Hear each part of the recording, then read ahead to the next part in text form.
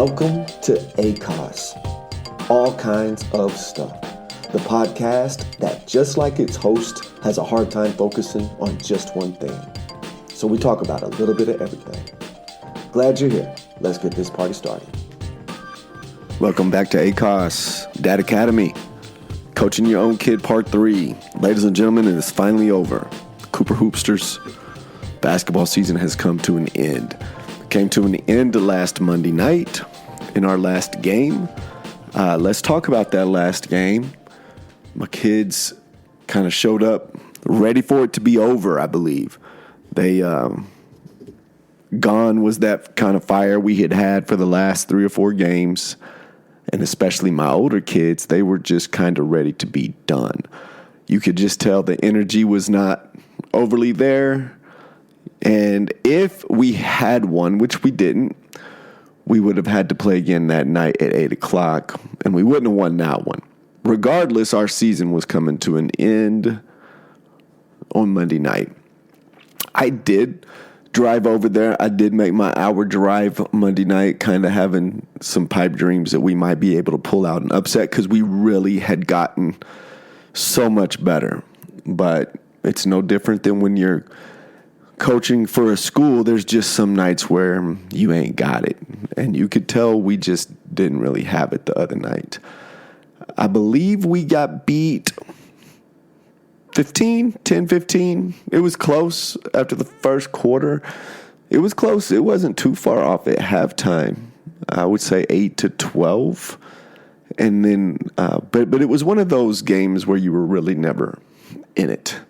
You could just tell, like I said, you could just tell my leaders, my older kids, they were ready to be done. And hats off to them. It's not easy, especially at that age. It's not easy for anybody to just get beat pretty much every single time you play.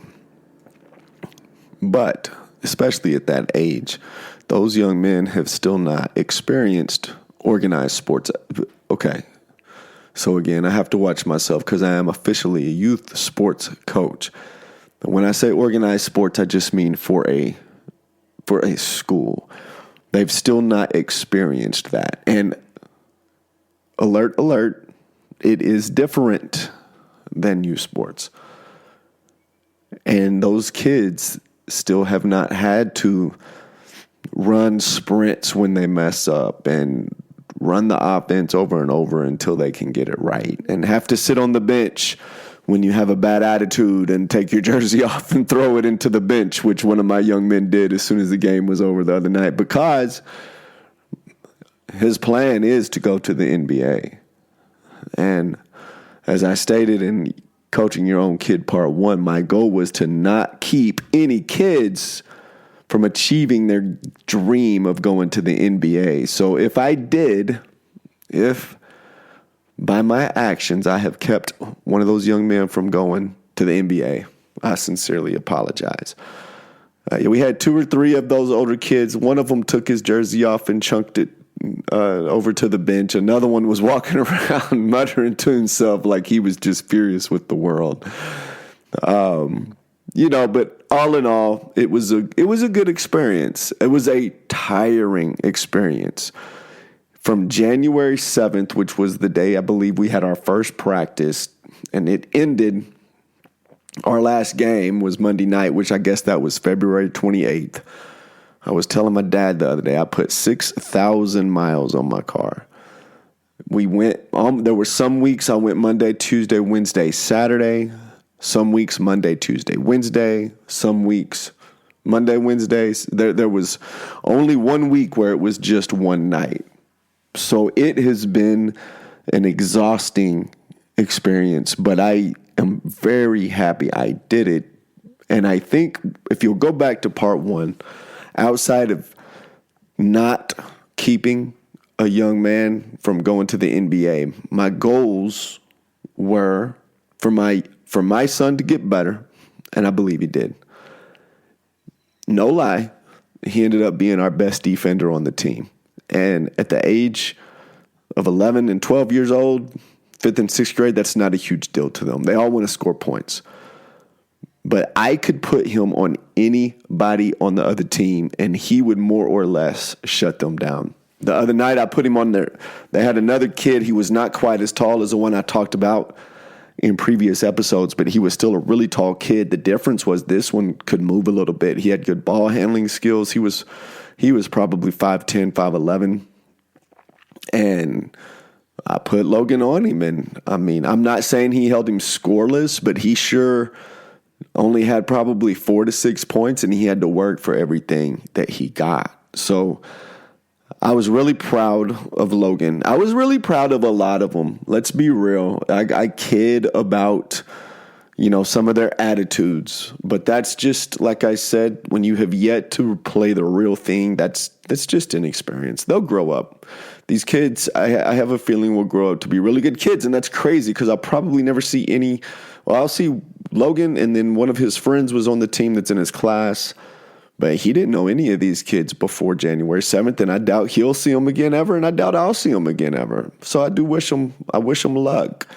There's some good kids on that team. I will tell you, I don't see any future All-Stars. I thought my point guard was my best player, but he was a little bitty guy. Now, his dad's a tall guy. His dad's a easy 6'3".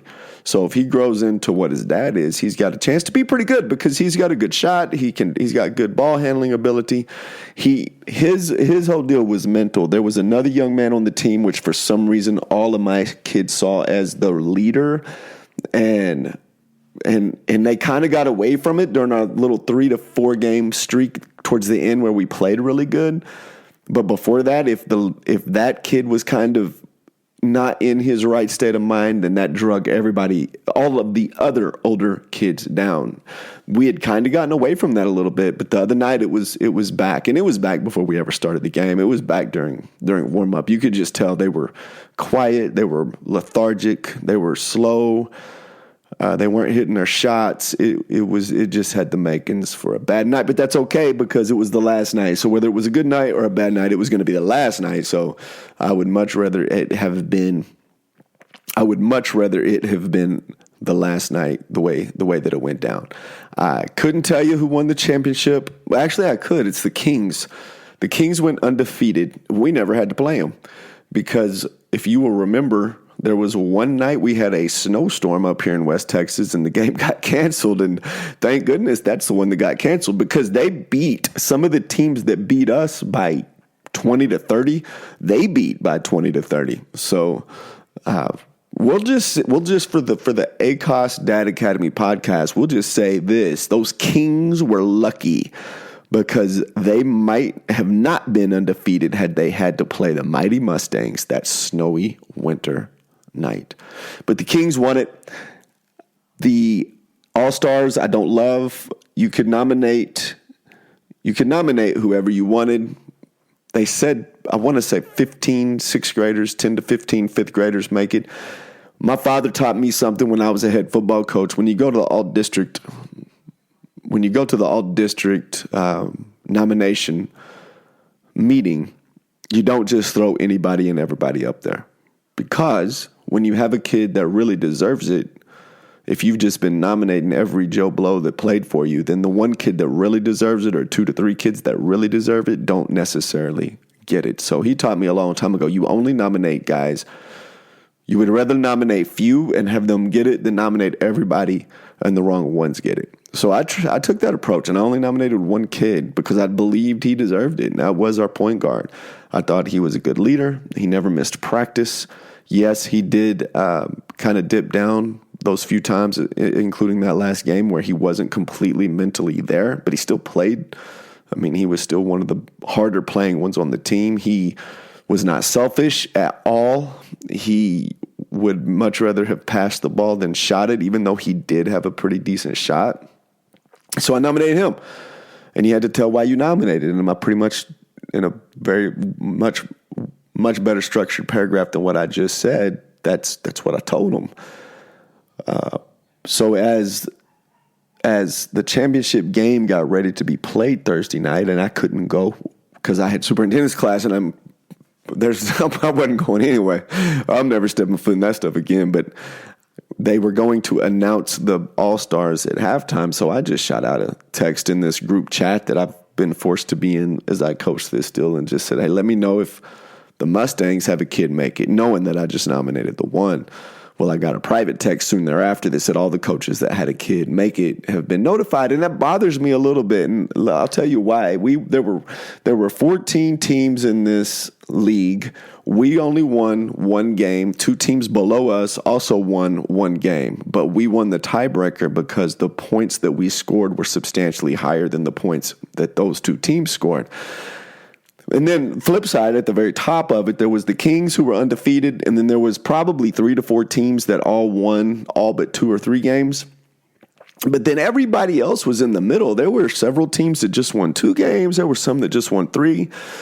There were some that won 4, won 5, but it was all pretty equal. And what's crazy is we played a lot of those teams super close.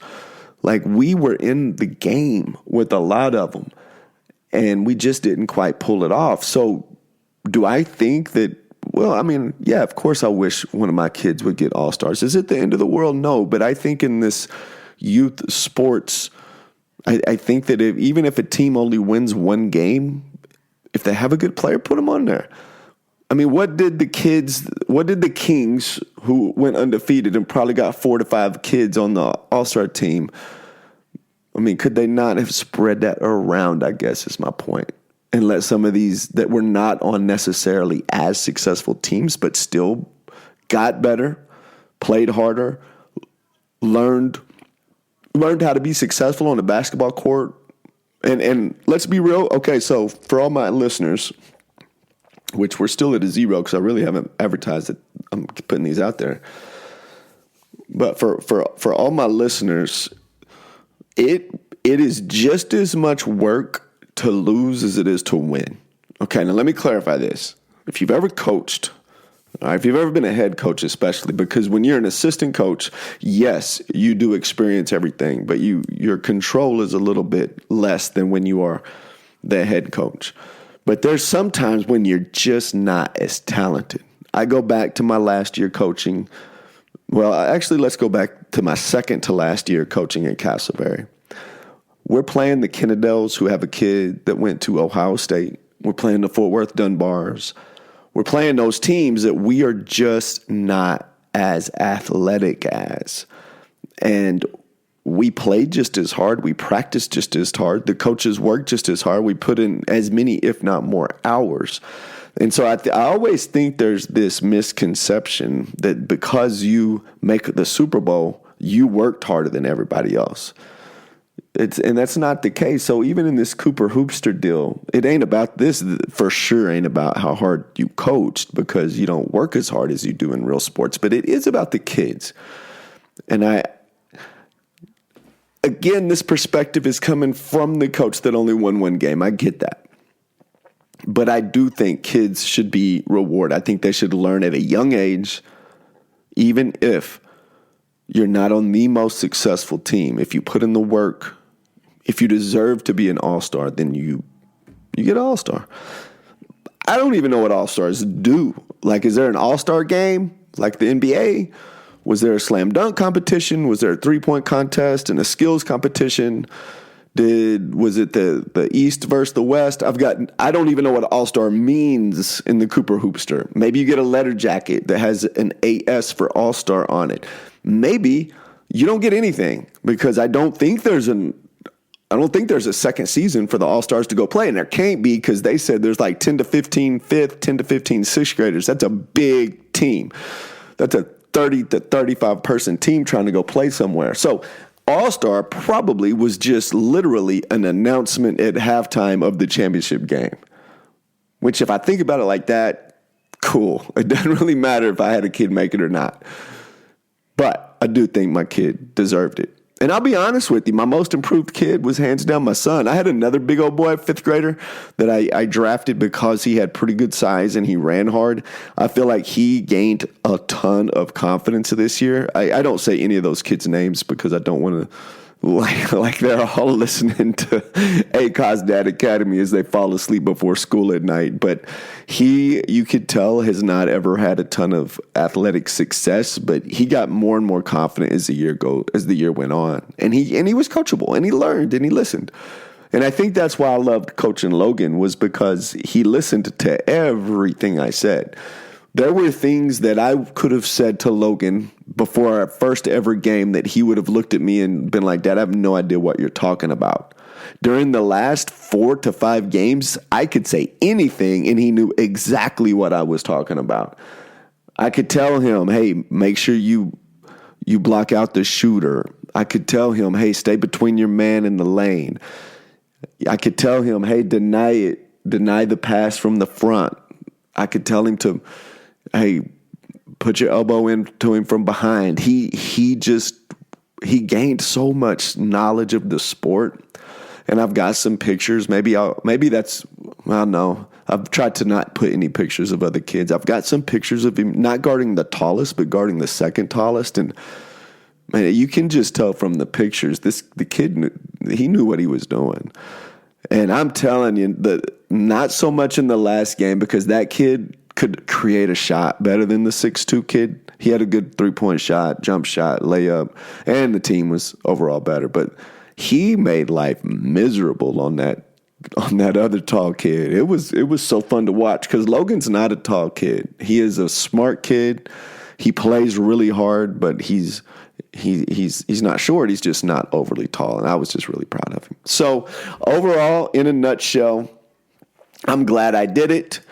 The only way I would do it again is if Logan asked me.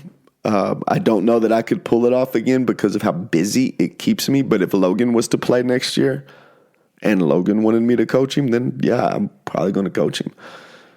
Because again, after the first game, I came home with that bad attitude the first game. And I'm reading a book that talks all about perspective and taking responsibility no matter what happens to you if you take responsibility for it.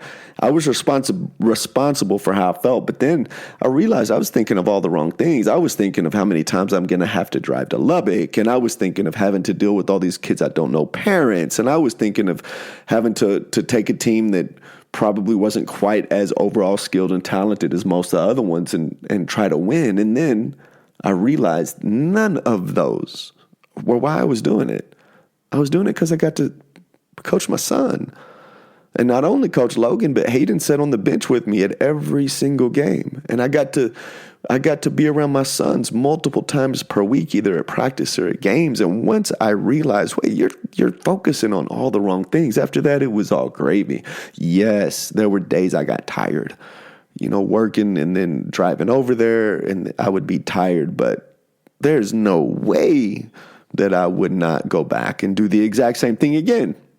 So if you ask me to coach him next year, heck yeah, I'm going to coach him. I may try to get an assistant, get somebody to help. That way, if I can't get over there, there's somebody over there that can do it. But yes, I would absolutely do it again. Okay, so that kind of brings coaching your own kid to a close. Respect, shout out to all the youth coaches out there. I have a new found perspective on what you guys do. Is it a total 100% respect? No. But is it a well higher respect than it was when I started this thing? Absolutely. It is not easy. It's thankless. There's not a single parent. The kids after that last game come up and all shook my hand and told me they had fun. Not a single parent. Maybe one. Maybe one came and told me they appreciated it, but they don't. And well, that's not why we do it. But looking back on the other experiences that I've had as a father, watching, like I have said, Logan did not enjoy his football experience. They both have greatly enjoyed their soccer experience. But more of that was just as a head football coach of a football program, I never liked the way that the youth football leagues were run. But I will say I've got a new respect for it. It's not easy, and you gain nothing but relationship. So my apologies for all the negative things I have said about youth coaches in my past. I officially take them all back. And I got a lot of respect for you now because I've had to do it. And if Logan asks for me to do it next year, I'll be another youth coach again next year. All right, so I can tell you where we are going next because we are literally going this Thursday. I am taking Hayden and Logan to Disney World in Florida. So our next ACOS Dad Academy is going to be a review of our trip to Florida. And it may also be 2 parts because I want to talk about it as soon as I get home because I am old and I will forget stuff. So I will probably do this the very first weekend I get back. But I also want to get the boys on so they can talk about it. And I won't have them. I will take them back to their mom when we get back late Thursday, March 17th. But I want the next time they're at the house, I want to get them on here so you can kind of hear the stuff that they liked about it. We've been planning this trip for over 3 years. I visited with their mom, and she agreed that this could be a trip that I could take them on the first time they ever go to Disney. Now, I have a friend that goes to Disney all the time. We're looking at this as a once-in-a-lifetime trip, and so I get to take them. We had it planned to go before COVID came. We were going to go that spring break, and then COVID hit, and we probably still could have gone. I don't even remember now. I do know that I called off planning it when everything started shutting down. You know, we came back from spring break. Okay. So it was a year out. We were on spring break where I work when the first wave of COVID hit. So we were planning it for that second spring break. And yes, I do believe they had opened it up for the most part by that spring break, but there was just so many things getting canceled and so many things not sure. The last thing I needed to do was invest a lot of money because boys and girls, there's a lot of money. But the last thing I needed to do was plan that whole thing for us to just not be able to go. So we didn't go. And so we're a year out from that. I would love to tell you that I saved up money and paid it all off, but you and I both know that that's not the truth. I will be paying this off for many, many, many months to come, thanks to the old credit cards. But I'm not going to worry about it while I'm there. We leave on Friday morning. We are flying out. They're going to skip school on Friday. And we're flying out at 5:30 in the morning. And we are headed to Orlando, Florida. The order we're going to Animal Kingdom on Saturday. We're going to Epcot on Sunday. We're going to Hollywood Studios on Monday. And I believe that's where my oldest son is the most excited because he is going to get to make a lightsaber, as is Logan, but I think Hayden's a lot more excited about it. So I think that is the day he is looking forward to the most. And then we are going to Magic Kingdom on that Tuesday. And then we are going to switch hotels late Tuesday night. And then Wednesday morning, we are going to get up and do one of the Universals. I think it's called Islands of Adventure. Then we're going to get up Thursday, pack, do the other of the Universal Studios, and then fly out at about 6 or 6:30 Thursday night and get home around midnight. So I am excited. I'm nervous. That's weird, right? I'm nervous because all I really care about is Hayden and Logan have a really good time. I've tried to organize as much as I can. I'm not going to lie to you. If any of you guys are technological computer app inventors, y'all could get a job for both Disney and Universal because their stuff is so confusing. Their apps are not very well organized and their websites are not very well organized, and how they do the tickets is just, it's baffling.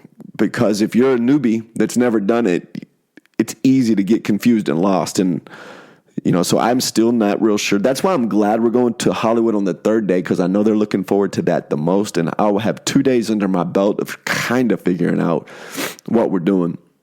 Animal Kingdom had the ride I think that's where the ride was that I was looking most forward to, but it is shut down, the Everest one, just because I've always wanted to climb Mount Everest. So I'm not stressing Animal Kingdom and Epcot, but I'm hoping by the time we go to Hollywood Studios on Monday that I've got it all figured out. And then Universal, I probably, everybody keeps telling me my sons are going to have more fun at Universal than they have at Disney. I don't know. It's still kind of surreal that we're about to pull this thing off. If you are planning to go in the next decade, start saving money today because it is costly. But you can't put a price on memories, can you? You can, and I am, but we're still going to go make them. So that will be the next ACOS Dad Academy, will be a return from Walt Disney World in Orlando, Florida with Hayden and Logan. So I'm excited. Guys, I hope everything's going great. Thank you for listening so much. Go Mustangs. Cooper Hoopster season complete. Can't believe it's complete. It seems like just yesterday we were talking about how many nights and games that I had, and it's over. But that's life, right? You spend so much time looking at how hard something's going to be, and in the middle of it, you spend so much time feeling sorry for yourself because you're tired and you're traveling. And then you snap your fingers and you look up and life's over. That's life, so we better start taking advantage of everything that we're given and enjoying it for what it is, which it is beautiful. All right, thank you for listening. You guys have a great week. You have been listening to ACOS Podcast, All Kinds of Stuff, with your host, David Ritchie. And I sincerely want to thank you for stopping by and giving us a chance. The music you hear now and the music you hear at the beginning of our podcast was done by my 13-year-old son, Hayden Ritchie. And everything I do is inspired by not just Hayden, but my other son, Logan Ritchie, as well. You can find me at Twitter at ACOS Podcast. That is capital A, capital K, capital O, capital S, capital P, and everything else is in little letters. At ACOS Podcast. Feel free to follow me, reach out with any questions you have. Have a great week. Thank you for listening.